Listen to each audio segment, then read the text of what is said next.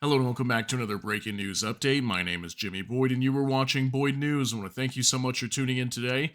I have some breaking news coming out here for you. I have a story coming out just tonight that the Biden administration may consider allowing Gaza refugees into the U.S. Now, this is some pretty crazy news. I wasn't really expecting this, but something that I want to note is I've been covering a lot on Israel lately and talking about the ICC, the International Criminal Court at The Hague, and they could be potentially issuing arrest warrants for the Israeli government and also some top IDF officials, right?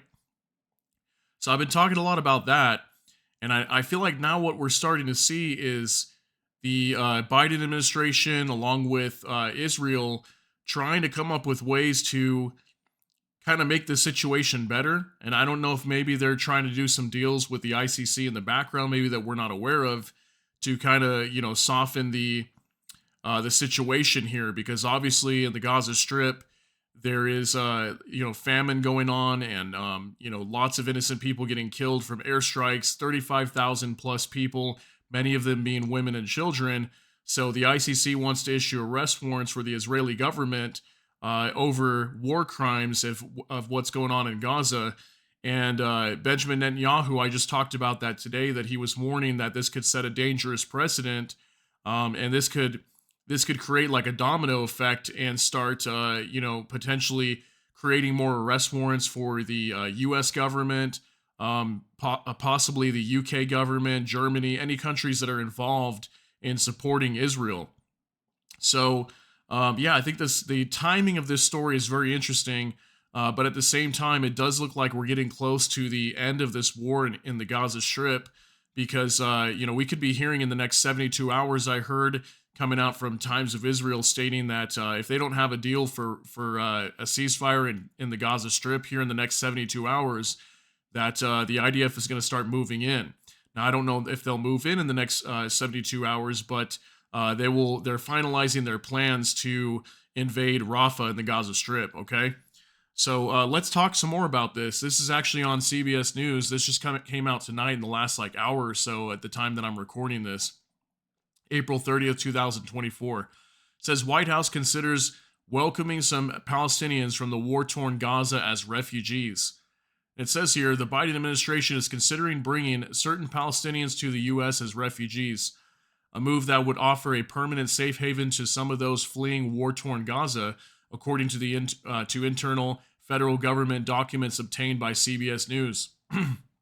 In recent weeks, the documents show senior officials across several federal U.S. agencies have discussed the practicality of different options to resettle Palestinians from Gaza who have immediate family members who are American citizens or permanent residents. One of those proposals involves using the decades-old United States Refugee Admissions Program to welcome Palestinians with U.S. ties who have managed to escape Gaza and enter neighboring Egypt, according to interagency planning documents. Top U.S. officials have also discussed getting additional Palestinians out of Gaza and processing them as refugees if they have American relatives, the documents show. The plans would require coordination with Egypt, which has so far refused to welcome large numbers of people from Gaza. Those who pass a series of eligibility, medical, and security screenings would qualify to fly to the U.S. with refugee status, which offers beneficiaries permanent residency, resettlement benefits like housing assistance, and a path to American citizenship. So that's pretty crazy. I mean, I know, there's going to be lots of controversy over this.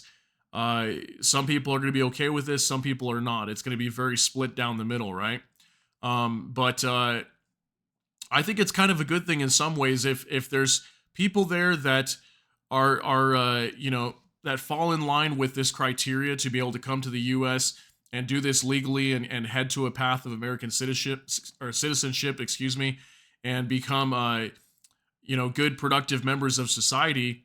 I think it's a good thing with certain people. Obviously, there will have to be screenings that have to be done, but there's a lot of controversy over this topic of immigration right now because of what's going on at the southern border in the United States. There's lots of talk about that. I've done multiple videos discussing this as well.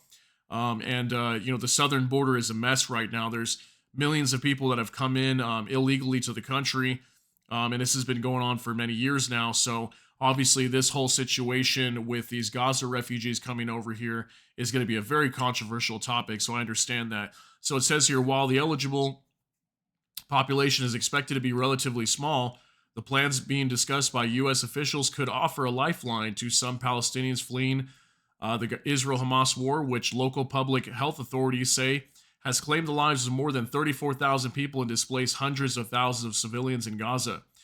In a statement provided to CBS News late Tuesday night, a White House spokesperson said that the U.S. has helped more than 1,800 American citizens and their families leave Gaza, many of whom have come to the United States. At Biden's direction, we have also helped and will continue to help some particularly vulnerable individuals, such as children with serious health problems and children who were receiving treatment for cancer, get out of harm's way and receive care at nearby hospitals in the region. The statement went on to say that the U.S. categorically rejects any actions leading to the forced relocation of Palestinians from Gaza or the West Bank or redrawing the borders of Gaza. The best path forward is to achieve a sustainable ceasefire through a hostage deal that will stabilize the situation and pave the way to a two-state solution. So this whole hostage deal right now with a ceasefire is still in the works, okay? They're still talking about it. Hamas and Israel is still trying to discuss what they're going to do. But again, like I said, I had word that the IDF is giving them like 72 hours roughly, about 2 to 3 days, if they don't come up with a decision on this ceasefire, which is going to be like 40 days of a ceasefire, along with hostages being released on both sides, Israel and Hamas. That if they don't make a decision here, that Hamas, that is, that the IDF is going to go into Rafah here very soon. So we're still waiting to hear from that. But regardless, this is a pretty big story coming out. And again, I wonder if this ties into the whole ICC arrest warrant situation that I've been covering lately. Because we're starting to see like a softening of the situation, or attempt to soften the situation, lighten things up. The whole Gaza pier being built right now by the U.S. Soldiers that are over there. Lots of attempts to like try to make the situation better is what I'm saying in Gaza. So it's getting very interesting over here. We'll have to see how this plays out. But let me know what you think of this story. This is definitely a very controversial topic, but a very interesting story at the same time that I wanted to share with you, just coming out tonight on April 30th, 2024. It is currently 9:27 p.m. Pacific time. So I want to thank you guys so much for tuning in. If you got something out of this update, please smash that like button. And also, if you enjoy my content, please consider subscribing down below. Hit the notification bell. That way YouTube can notify you. And with that, I hope you all have a great day. Everybody take care and God bless. And we'll see you in the next one.